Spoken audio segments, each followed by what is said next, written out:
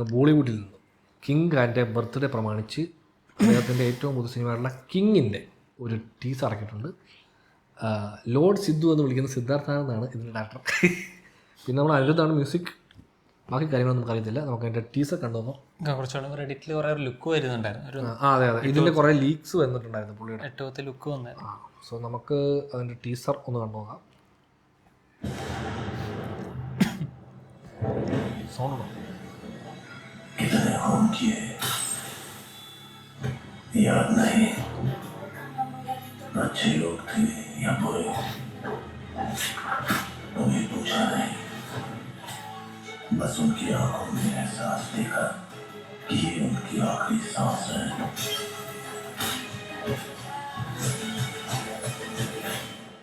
और मैं उसकी वजह हजार जुर्म स्वदेशों में बदनाम दुनिया ने दिया सिर्फ एक ही नाम. നരപ്പിച്ചല്ലേ? They can't game with the capital K. We say it's okay. I wanna take you away. Just wanna see you feel. That is bad times. But hey, it's so. डर नहीं, दहशत हो.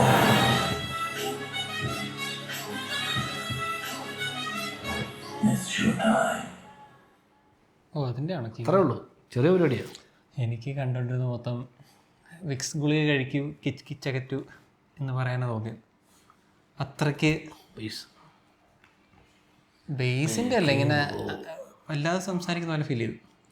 മാസമായിട്ട് സംസാരിക്കാൻ അങ്ങനെ പഠിച്ചേട്ടാ. ചുമ്മാ ഞാൻ കിങ്ങാണ് മേനോ കിങ് എന്ന് പറഞ്ഞാൽ അതിലെന്ത് മാസമുള്ളത്? അത് പുള്ളിയുടെ സ്റ്റൈലിൽ ഇങ്ങനെ അങ്ങനെ പറഞ്ഞിട്ടും നമ്മളൊന്ന് ആലോചിച്ചേക്കാം. നമ്മളീ കണ്ട ഈ പാൻ ഇന്ത്യൻ മറ്റേ മെഗാ ഹിറ്റുകളായിട്ടുള്ള അല്ലെങ്കിൽ ആ മെയിൻ പടങ്ങളെല്ലാം ഉണ്ടല്ലോ. അപ്പം പ്രശാന്തിൻ്റെ സിനിമകൾ, പ്രഭാസിൻ്റെ പടം, ആ പടങ്ങളെല്ലാം അതിൽ ഈ നായകന്മാർ അവിടുത്തെ നമ്മളെപ്പോഴും നമ്മൾ പറഞ്ഞിട്ടുണ്ടെന്ന് തോന്നുന്നു.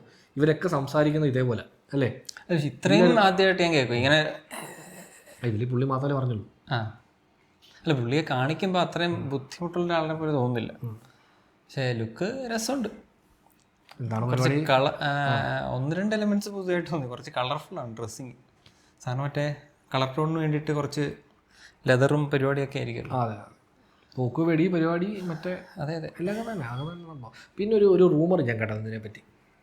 ലിയോൺ ദ പ്രൊഫഷണൽ എന്ന് പറഞ്ഞ പടമില്ലേ, അതിൽ നിന്ന് എന്തോ എടുത്തിട്ടുണ്ട് എന്നാണ്.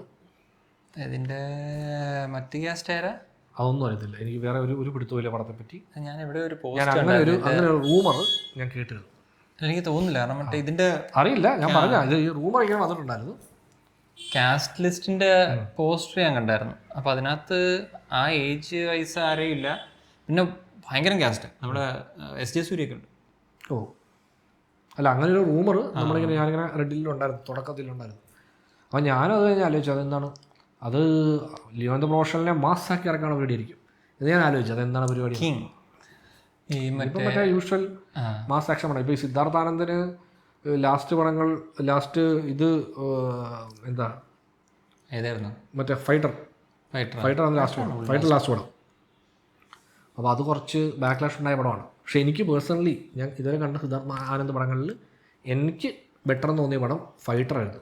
എനിക്ക് പുള്ളിയുടെ വാറും ഇഷ്ടമല്ല, പഠാനും ഇഷ്ടമല്ല. ഇഷ്ടമല്ല പഠാൻ എനിക്ക് കുറച്ചുകൂടെ ഓക്കെ കൂടാം. വാർ എനിക്ക് തീരെ ഇഷ്ടപ്പെടാത്ത പടമായിരുന്നു. വാർ 2 എനിക്ക് അതിലേറെ ഇഷ്ടപ്പെടാത്ത പടമായിരുന്നു. വാർ 2 പുള്ളിയല്ല, അയാൻ കുറിച്ചായിരുന്നു വാർ 2.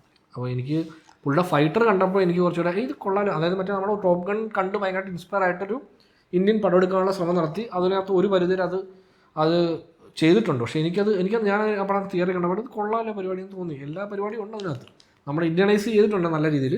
പക്ഷെ അത് കൊള്ളാലോ എന്ന് എനിക്ക് തോന്നിയത്. പക്ഷേ എനിക്ക് അതിനൊക്കെയുള്ള പടങ്ങളൊന്നും പുള്ളിയുടെ അത്ര തീരെ ഇഷ്ടമല്ല. എസ്പെഷ്യലി എനിക്ക് വാർ തീരെ ഇഷ്ടമല്ലായിരുന്നു.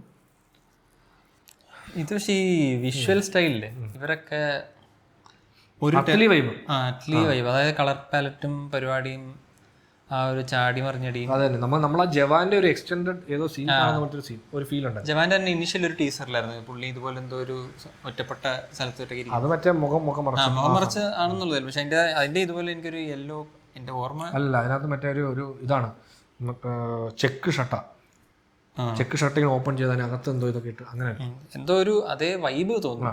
അതാണ് വിഷ്വൽ വൈബ്. കാണുമ്പോൾ ഒരു അത്ലി പടത്തിന്റെ ഒരു വൈബ് ഉണ്ട്. നോക്കാം എന്താ മ്യൂസിക് രസമുണ്ടായിരുന്നു. പിന്നെ ആ തുടക്കത്തെ തോക്കിന്റെ ഷോട്ട് രസമുണ്ടായിരുന്നു, ഒരു ബുള്ളറ്റ് ഷോട്ട്. അതെന്തോ ആ പല്ല് വന്ന് ഇങ്ങനെ ക്യാമറ അടിച്ച് വീഴുന്ന സാധനമൊക്കെ അവിടെ അത് ഇതിനു മുമ്പ് ഞാൻ കണ്ടു. ജോൺ അബ്രാമിന്റെ ഒരു പടത്തിൽ. ഞാനും അത് വേറെ പടത്തിൽ കണ്ടുണ്ടോ സാധനം, 1-2 പടത്തിൽ കണ്ടുണ്ട്. ഈ പല്ലിടിച്ച് തെറിച്ച് പോകുമ്പോൾ അതിനെ പല രീതിയിൽ അവർ ആഡ് ചെയ്തിട്ടുണ്ടോ സംഭവം. ഭയങ്കരം എന്നൊന്നും പറയാനില്ല. പിന്നെ പറയാനുള്ളത് പ്രധാന വിഷയം എന്ന് പറഞ്ഞാൽ happy birthday. Happy birthday SRK. SRK. അതെ, കുറച്ച് ലേറ്റ് ആയിട്ട് പോയി, എന്നാലും ഇരിക്കട്ടെ വന്നു.